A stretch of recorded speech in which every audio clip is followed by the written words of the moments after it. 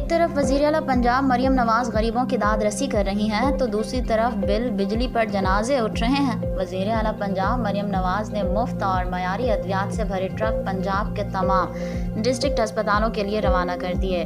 جویا human development foundation registered کے بانی صدر اور JNN+ کے CEO محمد صفدر سعید نے کہا کہ یہ آج کی خبر پڑھ کر جہاں دل کو تھوڑا سا سکون ملا کہ وزیر اعلیٰ پنجاب مریم نواز سے پنجاب کے تمام اضلاع کے ڈسٹرکٹ ہسپتالوں میں مفت اور معیاری ادویات کے ٹرک روانہ کیے ہیں، وہیں گوجرانوالہ میں بجلی زیادہ آنے پر بھائی نے بھائی کی شاہرگ کاٹ دی جیسے کئی واقعات روزانہ دیکھنے اور سننے میں آ رہے ہیں۔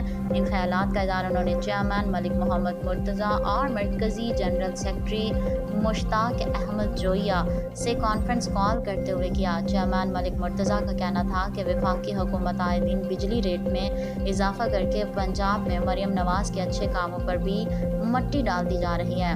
ان حالات میں عوام صرف بلوں میں ریلیف چاہتی ہے، باقی کچھ بھی ان کو نہیں چاہیے۔ مشتاق احمد جویا کا کہنا تھا کہ سب سے بڑی مشکل تنخواہ دار طبقے کے لیے ہے کہ وہ ان حالات میں کدھر جائیں۔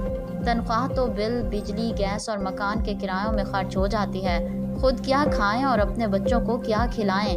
دعا ہے اللہ پاک پاکستانی عوام کو اپنے حفظ و امان اور رحمتوں کے سائے میں رکھے، آمین۔